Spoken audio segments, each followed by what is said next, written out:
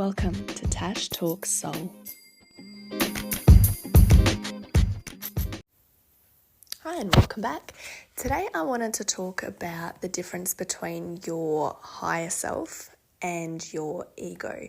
So oftentimes when we go through life and there are difficult situations and there are trickiness that you need to navigate, a lot of people say, oh, my gut tells me so-and-so, or my intuition tells me to do so-and-so. And then on the other hand, you have people that say, well, what is my intuition? How can I trust it? Or my intuition's no good, or I don't use it, or I don't have intuition.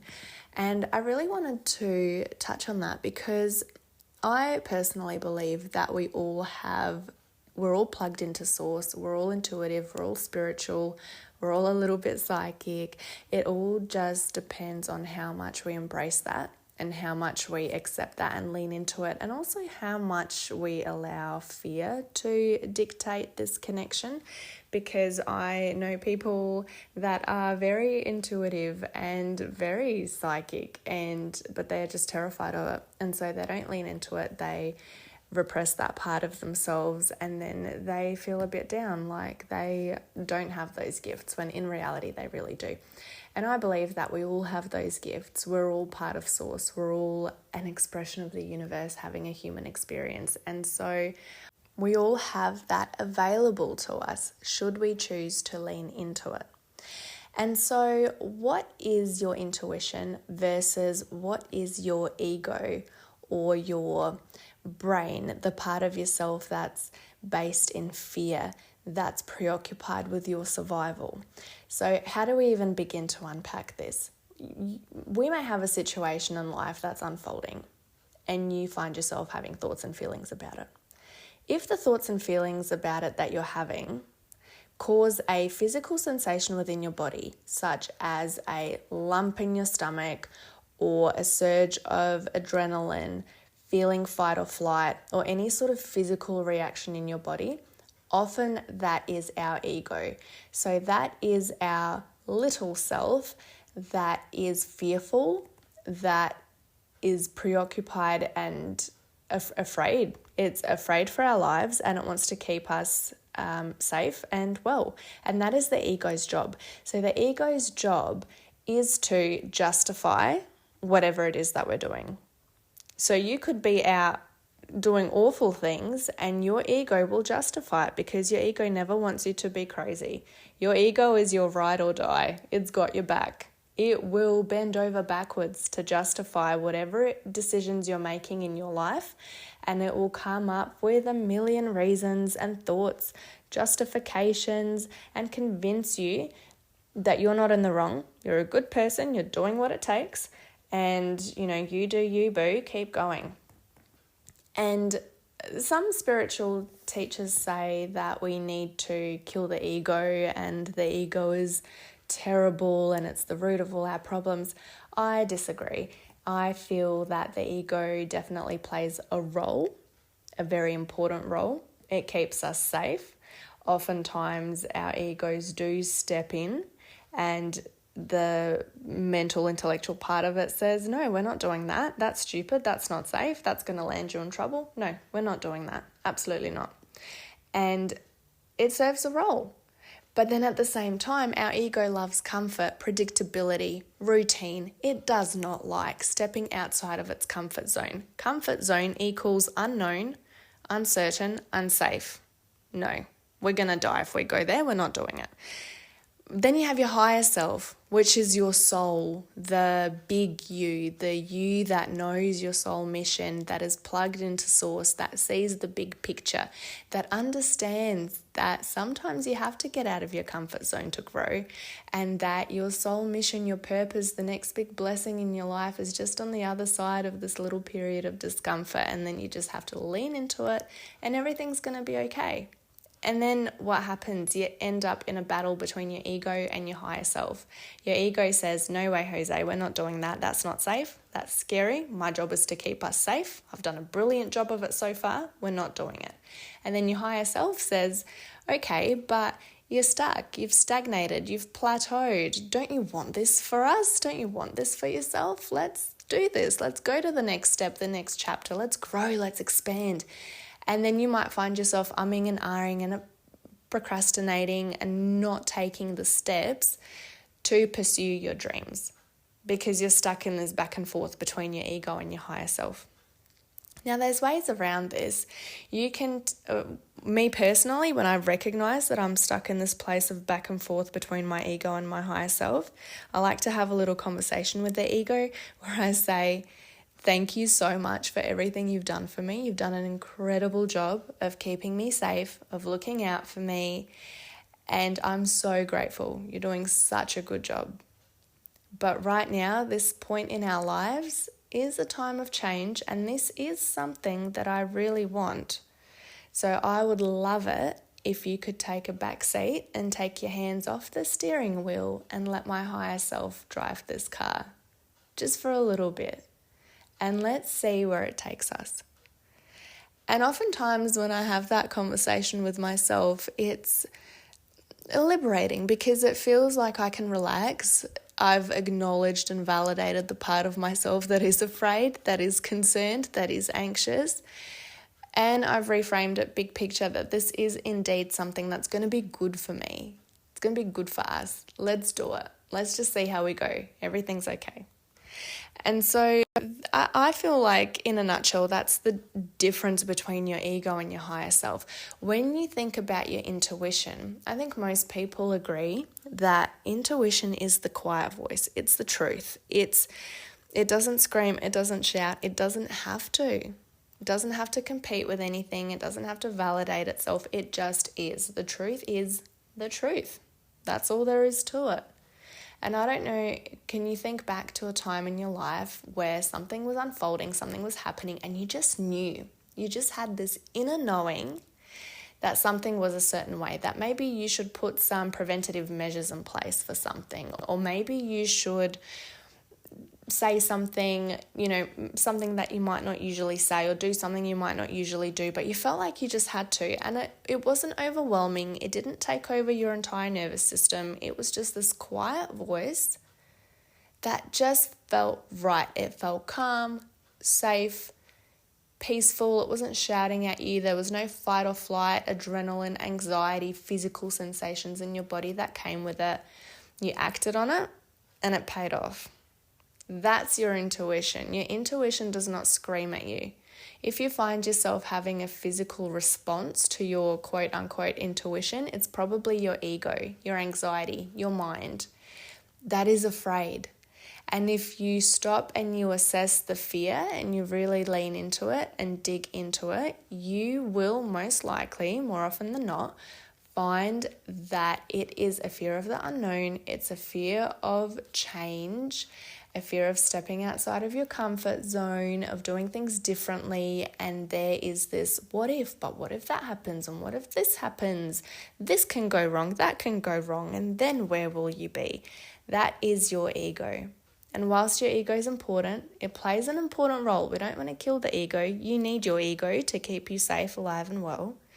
But sometimes you need to trust your higher self, your intuition, to lean into the bigger vision for your future and just trust. I cannot say enough how important it is to surrender and to trust life, the universe, your higher self, and the path that's laid out for you. Even if you don't believe in any of this stuff that I talk about, that's fine. Logically, I think I can appeal to you by saying that how much more relaxed are you going to be going through life if you only worry about what you can control, only worry about bridges once you come to them, stop stressing out, and just be optimistic, have optimism. Open yourself up to being surprised. When you wake up in the morning, tell yourself, I'm open to receiving a wonderful surprise today. I'd love to be surprised. And just see how life plays out. The tighter a hold you have on things, if you have this white-knuckled grip on an outcome, you're almost repelling it energetically. And I think that that's going to be probably a whole series of other episodes because there's just so much juicy detail that I could go into with that whole energetic concept. but you repel it. Whereas if you're unattached to an outcome, you're open to being surprised, it's, basic manifestation 101. It's not your job to know the how. Your job is to decide what you want, what's aligned for you, and keep that vision and take any inspired action that comes up, because it's not going to happen. It's not just going to drop in your lap. You do need to take action steps that come to you with inspiration. When you focus on the big picture and what your dreams and desires are, any inspired action that comes up, take it. Chances are it's aligned. If it's coming up for you, it's lighting you up, it's exciting you, you need to do it. That's what your next, the yellow brick road, the next yellow brick, that's what it is. But if you are obsessing and only open to things happening a particular way, you repel any other options. Energetically, you just repel it. So, for example, your dream and desire is to be wealthy, easy example, right? But in your mind, the only way that you can become wealthy is if you win the lotto. Then you're automatically shutting down any inspiration and subconsciously in your mind. You're not priming your mind to be closed off to any ideas that might come to you for opening a business or leveraging what you're already working with and doing it better. Or maybe you could get a huge promotion at work, or maybe somebody would just gift you money, or maybe, there's a million different ways that money could come to you. And if you close yourself off and think, there's only one way that I can achieve this goal and it's like this, you're telling the universe that you're closed off to any other option, any other path, and then things just don't work out for you. I'm sorry, but they just don't. The more open you are to possibility, the more enriched your life is going to be, and the more you're going to just be blown away by the different ways that things work out for you. And if you knew everything that was going to happen in your life already, if you woke up this morning and said, oh, okay, in 3 weeks' time, this is going to happen, and then I'm going to get a promotion, and then I'm going to quit my job and open a business, and then, I'm going to meet the love of my life on this date and this year, and then I'm going to have a kid here and a kid there, and then something challenging is going to happen there. Would you be excited to live your life? I don't know about you, but I wouldn't be. I like the surprise. I think it's nice to go through life and just not know what each day brings.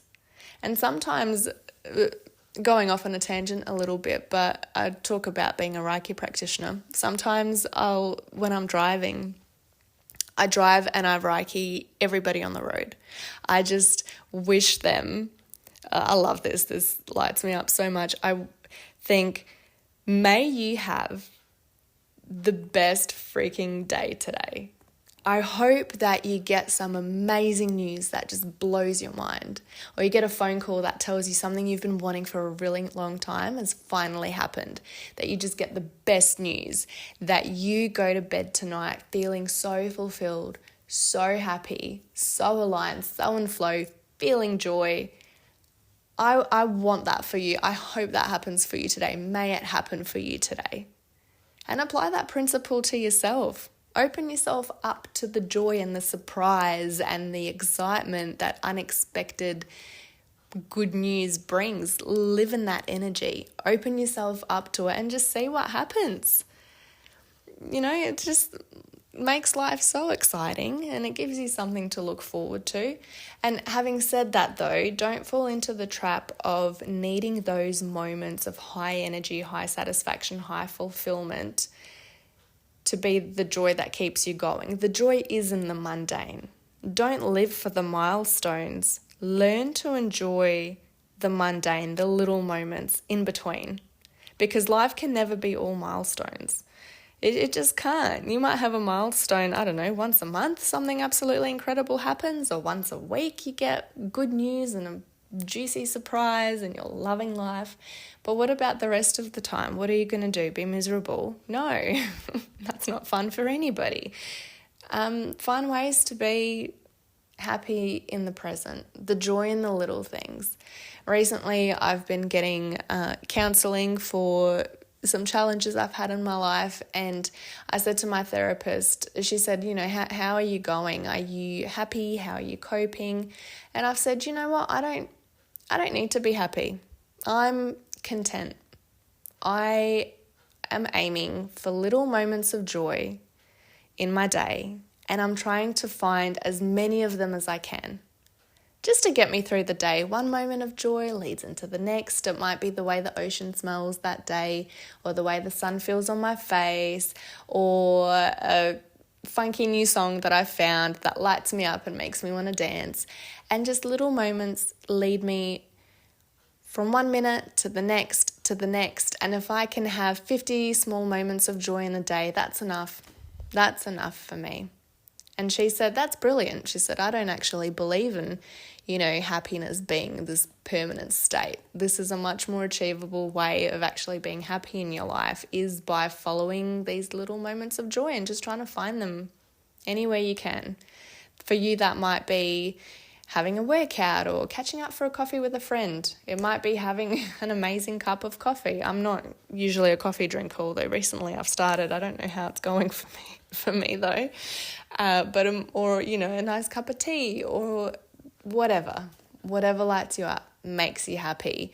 Carve out time for that, to keep you going, for it to be the wind in your sails between those milestones, the big joy moments that happen that blow your mind, the incredible news that makes you think, oh my goodness, I cannot believe that's happened. That's amazing. And, just try to make it as positive as you can.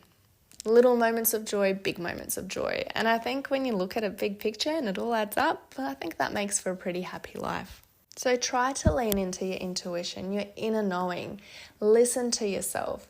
Even something I was talking about today with my friend is when you are having a challenging time, maybe relationship-wise in your life, and you're just thinking, oh my goodness, I'm just not getting along with this person. I really don't like them. They're really being very challenging, and it's really triggering me. I'm really upset. And we talked about zooming out. When you look at a person in their 3D body, in their habits and things that they've said, and the day-to-day noise that we all come with, it's easy to stay in a state of being upset with somebody. Versus what I asked her to do was, can you look at these people zoomed out? Can you look beyond their body, and almost, can you leave your body and become your soul essence? And can you see them do the same? Become their soul, not their body, not what they said, not their annoying habits, not their whatever. And then look at them as their essence. How do you see them? How do you feel about them? Can you see them with more compassion? Can you see them with more understanding, more love?